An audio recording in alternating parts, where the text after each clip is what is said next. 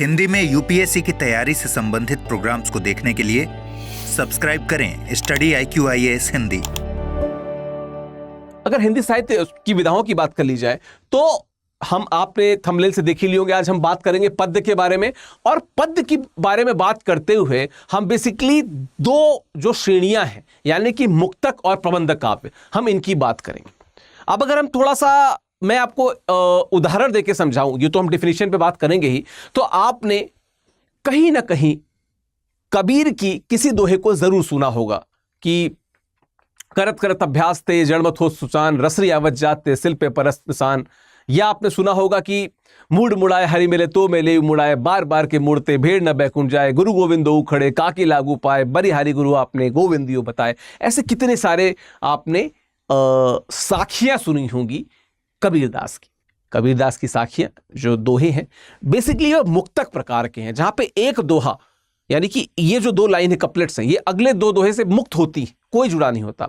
वहीं पे आपने सुना होगा जब तुलसीदास का जो रामचरितमानस है, वो भी आपके यूपीएससी के सिलेबस में है, जब आपने उसको पढ़ा होगा तो आपने पढ़ा होगा कि शांतम शाश्वत प्रमेय मनगम निर्वाण शांति प्रदम ब्रह्मा शंभु फणेन्द्र से विमृशम वेदांत वेवम बुधुम, ये करते हुए कि जामवंत के वचन सुहाए से लेके पूरा अंत तक सुंदर कांड अगर देखें तो हर चौपाई जो है वो अपने आप में तो बड़ी श्रेष्ठ है ही, लेकिन वो एक कहानी कहते हुए जा रही है। जो आने वाली चौपाई ही वो पिछले चौपाई से जुड़ी हुई है। ठीक है, भय प्रकट कृपाला दीन दयाला कौशल्य हितकारी। जब छंद की अगर बात करूं तो हर्षित महतारी मुनि मनहारी अद्भुत रूप विचारी, तो ये सब जुड़े हुए हैं। चाहे वहां पे सोरठा आए, दोहा आए, चौपाई आए या छंद आए, ये सभी, या मतलब छंद का एक विशेष प्रकार आए, कोई भी विशेष प्रकार आए, वो एक दूसरे से एक फ्लो में जुड़े हुए हैं, वो एक तरीका है। तो बेसिकली मुक्तक और प्रबंध काव्य में यही डिफरेंस है, इसको हम और डिटेल में समझेंगे। बात की जाए अगर मुक्तक की, तो मुक्तक क्या है? जिस काव्य के स्वरूप में एक ही छंद के माध्यम से विचारों एवं भाव की अनुभूति बिना किसी परस्पर या पूर्वापर संबंध से प्रस्तुत की गई हो, उस काव्य को क्या कहते हैं? मुक्तक काव्य कहते हैं। उसको क्या कहते हैं? मुक्तक पद्य कहते हैं। मैंने कबीर की बताई, आप बिहारी की देख लीजिए। मेरी भव बाधा हरो राधा नागरी सोए, जातन की छाई पड़े प्रेम श्याम हरित दुति होए। या अगर आपने पढ़ा हो कि कहत रटत रीजत खिजत मिलत खिलत लजियात, भरे भवन में करत है नैन नुही सो बात, बतर सलाल सलाल की मुरली धरी रुकाए, 100 हंसे दैन कहे दैन कहे नट जाए। ठीक है, तो 100 कहे बहुन हंसे दैन कहे नट जाए। ठीक है, तो ये भी क्या है? मुक्तक। बिहारी की बात कर ले या हम बात कर ले कबीरदास की, इन्होंने मुक्तकों की रचना की। एक मुक्तक अगले मुक्तक से जुड़ा नहीं है, यह खास बात होती। ठीक है, और क्या है कि मुक्तक काव्य में किसी भी कथा या संदर्भ की आवश्यकता नहीं होती। हो सकता है कि उन दो लाइनों में ही कहानी कह दी गई हो, अगली जो नया दोहा आएगा या जो अगला मुक्तक आएगा वो पिछले से अलग होगा, उससे कोई रिलेटेड नहीं होगा। ये खास बात है। ठीक है, क्योंकि यह पूर्ण स्वतंत्र काव्य रचना होती है। मुक्तक काव्य के प्रत्येक छंद स्वतंत्र एवं पूर्ण होते हैं, और मुक्तक काव्य के अंतर्गत कविता, दोहे, पद, गीत आदि आते हैं। मैंने आपको उदाहरण भी दे दिया कि मुक्तक का उदाहरण क्या होगा। ठीक है, मुक्तक काव्य की विशेषताओं को अगर देखा जाए तो क्या है? मुक्तक काव्य में प्रत्येक छंद अपने आप में पूर्ण होता है, जो अगला छंद होता है वो नया होता है। आपको पता है ना, आई विश में आपको पता हो कि छंद क्या होते हैं। मैं आपको थोड़ा सा चलो शॉर्ट में बता देता हूं, क्योंकि हो सकता है आपको कंफ्यूजन हो गया हो छंद को लेके। चलिए मैं बता देता हूं। अगर बात की जाए छंद की ना, तो छंद जो होते हैं वो दो प्रकार के होते हैं। ठीक है, छंदों को अगर देखा जाए तो छंद दो प्रकार के होते हैं। एक होते हैं जिन्हें हम कहते हैं मात्रिक छंद,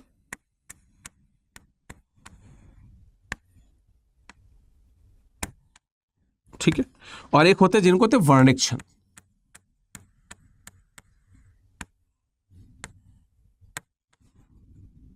वर्णिक छंद, ठीक है। मात्रिक छंद जो मात्राओं के आधार पर बनते हैं, वर्णिक छंद जो वर्णों के आधार पर बनते हैं। आप हिंदी साहित्य वैकल्पिक विषय की प्लेलिस्ट में जाके आप देख सकते हैं, मैंने कई कक्षाओं में इसके बारे में चर्चा की है, इसका जिक्र किया है। मात्रिक छंद जैसे दोहा, चौपाई, ठीक है, सोरठा। वर्णिक छंद जैसे कवित्त,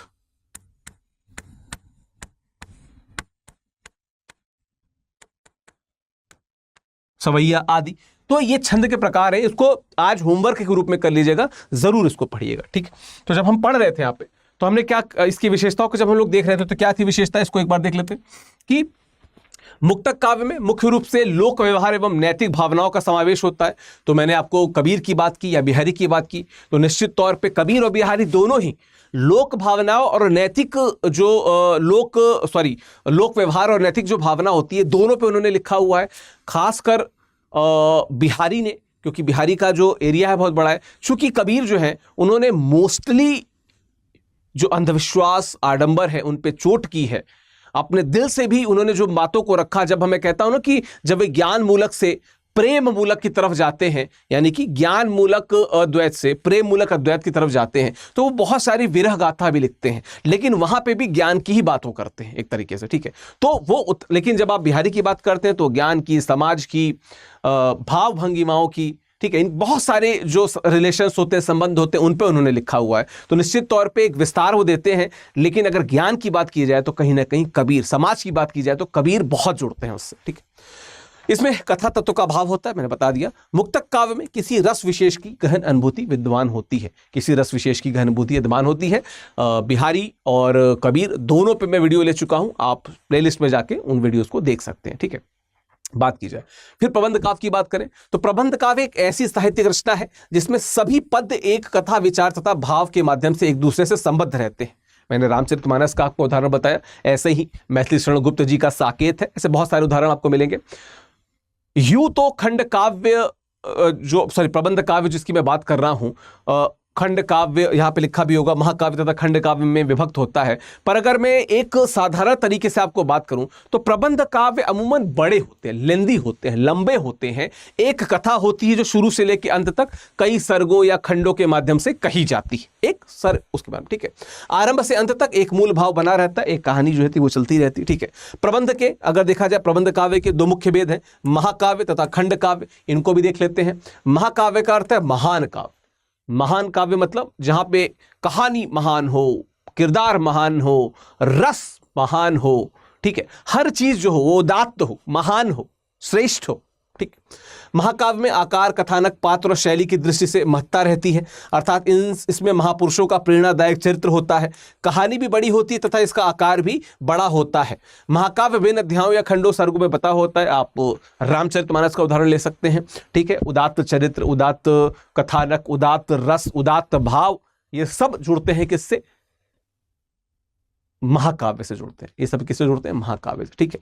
किसी एक महान व्यक्ति का या कुछ महान व्यक्तियों का चरित्र, अब आप रामायण की बात कर लें, यानी कि रामचरितमानस की, माफ कीजिएगा, रामचरितमानस की अगर बात कर लें तो श्री राम की बात कर लें, सीता जी की बात कर लें, ठीक है, लक्ष्मण की बात कर लें, हनुमान जी की बात कर लें, सब महान चरित्र, सबके चरित्रों को हम वहां पे देखते हैं, ठीक है। महाकाव्य में सभी रसों की अभिव्यक्ति पर श्रृंगार या वीर आदि किसी एक रस की प्रधानता होती है। रामचरितमानस की बात कर ली जाए तो आपको वीर रस बहुत दिखेगा, श्रृंगार रस भी दिखेगा, आपको यहाँ पे शांत रस भी बहुत दिखेगा, ठीक है। तो ये दो तीन रस है जो ज्यादा दिखते हैं। भयानक रस भी दिखेगा, रौद्र रस भी दिखेगा, तो रसों की तो प्रधानता है ही, ठीक है।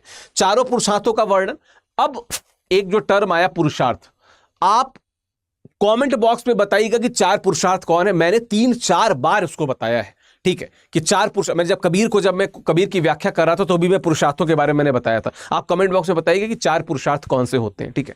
तो चारों पुरुषार्थों का इसमें वर्णन हो, ठीक है, चारों पुरुषार्थों का इसमें वर्णन हो तो उसे हम क्या कहेंगे? महाकाव्य कहेंगे, उसे महाकाव्य कहेंगे, ठीक है। जैसे पृथ्वीराज रासों की बात कर लें, रामचरितमानस को कह लें, ठीक है, पद्मावत की बात कर लें, प्रिय प्रवास अयोध्या सिंह उपाध्याय हरिऔध, मैथिली गुप्ता के साकेत की बात कर लें, या जयशंकर प्रसाद की कामायनी की बात कर लें। अब बात की जाए तो आपका कहीं ना कहीं कामायनी, पद्मावत, पृथ्वीराज रासो, रामचरितमानस से सिलेबस में भी पढ़ना है आपको, ठीक है। थोड़ा बहुत प्रिय प्रवास के बारे में भी मैं आपको बताता हूं जब मैं अयोध्या सिंह उपाध्याय या अन्य कवियों का जिक्र करता हूं। मैथिली शरण गुप्त की भारत भारती आपके सिलेबस में, यानी कि यूपीएससी के सिलेबस में, वो इस समय जो आप जिस बैच को आप पढ़ रहे हैं, ये बैच उससे ही शुरू हो रहा है। मतलब जो अभी मैंने 18 अक्टूबर को जो बैच क्लोज हो रहा है उसके बारे में बताया, वो मैथिली शरण गुप्त से ही क्लोज हो रहा है, ठीक है। खैर, खंड काव्य की बात कर लीजिए तो महाकाव्य का ही आंशिक रूप से अनुकरण करने वाली विधा क्या होती है? खंड काव्य होती है। खंड काव्य में कोई एक प्रसंग, घटना किसी बड़ी कथा के अंश के रूप में दिखाया जाता है, किसी बड़ी कथा के अंश के रूप में दिखाया जाता है, ठीक है। और क्या, महाकाव्य की बात की जाए तो जीवन की समग्रता और पूरी कथा होती है। राष्ट्रकवि क्या कहते हैं, मैथिली शरण गुप्त का जो जयद्रथ वध है, पंचवटी, जो अगर गुप्त जी की बात कर ली जाए तो उनकी पंचवटी, और रामधारी सिंह दिनकर की जो रश्मि रथी है, ये कहीं ना कहीं खंड काव्य है। खंड काव्य क्या, फिर से बता दूं, खंड मतलब किसी विशेष खंड को लेकर काव्य जो बन जाए। जैसे एक बहुत बड़ी कथा है, उसके किसी एक खंड को लेकर अगर हम लंबा काव्य कर देते हैं तो उसे खंड काव्य कहते हैं। बहुत साधारण भाषा में ये इसकी परिभाषा है, ठीक है। इसके अलावा आप लंबी कविता की बात करेंगे, लंबी कविता है और भी कुछ, जैसे लंबी कविता आप वे जिन्हें हम आधुनिक साहित्य में खंड काव्य का स्थान देते हैं, ठीक है, जैसे लंबी कविता कहते हैं। लंबी कविता प्राय मुक्त छंद होती है, मतलब मुक्त छंद से होती है, ठीक है। यह वर्णनात्मक विवरणात्मक भाव प्रधान होती है, ठीक है। निराला की राम की शक्ति पूजा लंबी कविता का बहुत अच्छा उदाहरण है। मुक्तिबोध का अंधेरे में जो है लंबी कविता का बहुत अच्छा उदाहरण है। अज्ञेय की असाध्य वीणा, ये तीनों ही आपके सिलेबस में, और ये तीनों ही लंबी कविता का बड़ा अच्छा उदाहरण है। एक और चीज मैं बता दूं, हालांकि इसमें आगे आएगा नहीं, वैसे वो प्रगीत की बात मैं करना चाह रहा था। प्रगीत वे होते हैं जो लंबे होते हैं लेकिन उनमें तुक नहीं होता है, तुकांत नहीं होता है, अंत्यानुप्रास नहीं होता है। तो इसको मैं इसलिए बता दे रहा हूं क्योंकि इसको इस श्रेणी में नहीं शामिल किया है, क्योंकि अक्सर प्रगीत की जो पोजीशनिंग है, प्रगीत की जो स्थान है, उसको लेके बड़ा मतभेद रहता है जो व्याकरण होते हैं, जो व्याकरणज्ञ होते हैं उनके मन में, ठीक है। चतुष्पदी प्रगीत का ही एक प्रकार है, इसमें 4 ही पंक्तियां होती हैं। इन 4 पंक्तियां ही अपने आप में क्या होती हैं, संपूर्ण होती हैं। हालांकि जो चतुष्पदी है आज के समय में बहुत कम देखने को मिलती है, लेकिन पहले पुरातन समय में, मतलब पुरातन से मेरा मतलब है कि जो 1920 से लेके जो लगभग 1990 मान सकते हैं, 1990 तक के दशक में बहुत चतुष्पदियों की रचना हुई थी, लेकिन आजकल चतुष्पदी की रचनाएं कम हो रही है, ठीक है। अतुकांत कविता, तुक या अंत्यानुप्रास अनेक छंदों में रहता है, तुक का निर्वाह नहीं होता है, ठीक है, ये नहीं रहता है, माफ कीजिएगा। तो मतलब क्या, जैसे कि मैं अगर आपको बताऊं कि हिमाद्रि तुंग श्रृंग से प्रबुद्ध शुद्ध भारती स्वयं प्रभा समुज्ज्वला स्वतंत्रता पुकारती, भारती पुकारती अंत्यानुप्रास है, तुक है। लेकिन अगर मैं ऐसे कहूं कि देखा मैंने एक गरिमामय जीवन को, उजाला जहां छुपता न था, अंधकार जहां रुकता न था, व्यवस्था जहां डूब रही थी, भावनाएं जहां पर शांत थीं, मौन थीं और मानवता को खोज रही थी। अब यहां पे कोई तुक नहीं है, तो इसको अतुकांत कविता कहेंगे। कहीं ना कहीं प्रगीत इसी श्रेणी में आ जाता है, अतुकांत कविता की श्रेणी में। हालांकि फिर से मैंने बताया कि प्रगीत की जो स्थान है उसको लेके बहुत कंफ्यूजन रहा, और इसलिए मैंने प्रगीत को यहां पे भी स्थान नहीं दिया। अतुकांत कविता में आप प्रगीत को रख सकते हैं जहां पे तुक नहीं रहता, यानी कि अंत्यानुप्रास नहीं रहता, ठीक है। गजल की विधा फारसी तथा उर्दू भाषाओं के साहित्य में मुख्य रूप से विकसित हुई, ठीक है। गजल में 2 चरणों की एक इकाई होती है जिसको शेर कहते हैं, ठीक है, जो कपलेट्स हम लोग इंग्लिश में कहते हैं उनको शेर कहते हैं, कि एक शेर अर्ज किया है, ठीक है। एक चरण जो उसका होता है उसको मिसरा कहते हैं। एक गजल में 5 से 11 तक शेर होते हैं, लगभग 5 से 11 तक शेर होते हैं। गजल का जो पहला शेर होता है उसको क्या कहते हैं, मतला कहते हैं। इंटरव्यू में ये पूछा जा चुका है और पूछा जाता भी है। अगर आपका हिंदी साहित्य वैकल्पिक विषय है और आपका साहित्य में इंटरेस्ट है, मतलब हो भी हो सकता है ना कि आपका साहित्य वैकल्पिक विषय ना हो और साहित्य में इंटरेस्ट, ये प्रश्न पूछा जा सकता है, ठीक।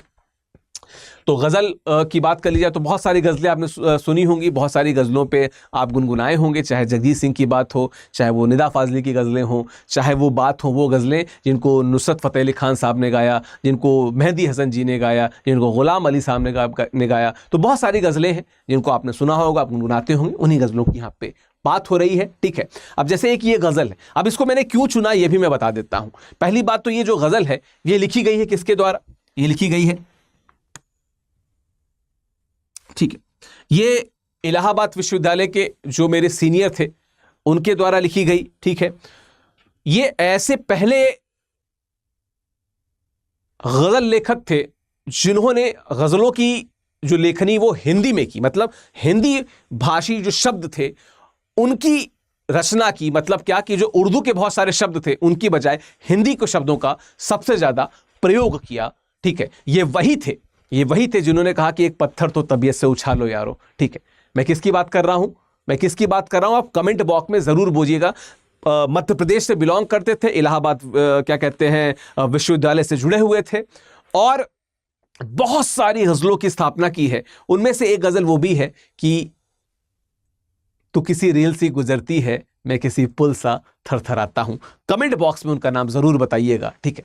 चलो, हो गई है पीर पर्वत सी पिघलनी चाहिए, हो गई है पीर पर्वत सी पिघलने चाहिए, इस हिमालय से गंगा निकलनी चाहिए। सिर्फ हंगामा खड़ा करना मेरा मकसद नहीं, मेरी कोशिश है कि ये सूरत बदलनी चाहिए।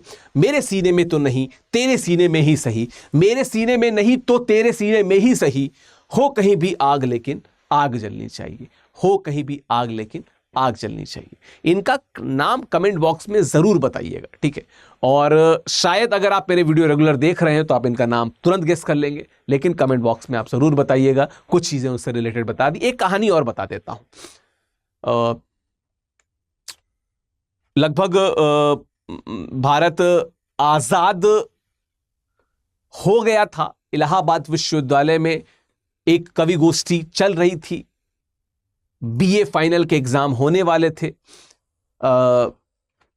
जिन कवि की ये गजल है, उन्हीं जो कवि थे वो क्या थे, अपने जो बहुत पसंदीदा कवि थे उनको सुनना चाहते थे। इत्तेफाक ये रहा कि ये लिखा भी करते थे तो इनको भी इसमें स्थान मिल गया। और इत्तेफाक ये कि इनको इनके जो मन पसंदीदा कवि थे सुमित्रानंदन पंत जी, उन्होंने सुना भी, उन्होंने तारीफ भी की, पीठ भी ठोकी। रात भर उस कवि गोष्ठी में इन्होंने अपनी गजलें सुनाई, अपनी कविताओं को सुनाया। और अगले दिन परीक्षा दी, परीक्षा में अव्वल भी आए। ये कहानी मैंने कई बार सोशल मीडिया के विभिन्न जगहों पे लिखी, शेयर की है। आप इनका नाम जरूर बताइएगा और कमेंट बॉक्स में हमें इन्फॉर्म कीजिएगा कि कौन कवि थे। दोस्तों, आशा करता हूं ये वीडियो आपको बहुत अच्छा लगा होगा, और अगर आपको ये अच्छा लगा है तो जरूर कमेंट करके बताइए कि और किन विषयों पे, किन टॉपिक्स पे आप वीडियो देखना चाहते हैं। मैं लगातार वीडियोस लाता रह रहा हूं, आप प्लेलिस्ट पे बाकी वीडियोस देख सकते हैं। कोशिश ये कीजिएगा कि इन वीडियोस के साथ में आप अपने सजेशन भी दीजिए कि आपको और किन तरीके से या किस टॉपिक पे और कितना डिटेल वीडियो देखना है, ठीक है। बाकी बात करूं हिंदी साहित्य वैकल्पिक विषय की, तो इसका जो नया बैच है, हिंदी साहित्य का जो नया बैच है, ठीक है, ये 15 मार्च को इसमें ये एंड होना था। 15 मार्च को ये बैच क्लोज होना था, जिसको डेट 1 हफ्ते बढ़ा दी गई है। ये जो 1 हफ्ते डेट बढ़ा दी गई है, ये जो हमारा 14वां बैच है, तो इस बैच से अगर आप जुड़ना चाहते हैं तो अभी तुरंत स्टडी IQ विजिट कीजिए, क्योंकि इस समय होली सेल चल रही है, ठीक है। होली फेस्टिव सेल में आपको मैक्सिमम डिस्काउंट्स मिलेंगे। इन डिस्काउंट्स को अवेल कराइए, कोशिश कीजिए कि इन डिस्काउंट्स को फायदा उठाइए, क्योंकि अगर आप विकास लाइव कोड का प्रयोग करेंगे तो देख रहे हैं 12,999 मात्र में आपको ये ऑप्शन मिल रहा है। तो देर मत कीजिए, हिंदी साहित्य से जुड़ना है, यूपीएससी सफल होना है ना, मेंस क्लियर करना है ना, तो जुड़िए हिंदी साहित्य से, अभी विजिट कीजिए और देखिए, ठीक है। बाकी आपका दिन शुभ हो, all the very best, thank you so very much, thank you. Hindi में यूपीएससी की तैयारी से संबंधित प्रोग्राम्स को देखने के लिए सब्सक्राइब करें स्टडी IQ IAS हिंदी।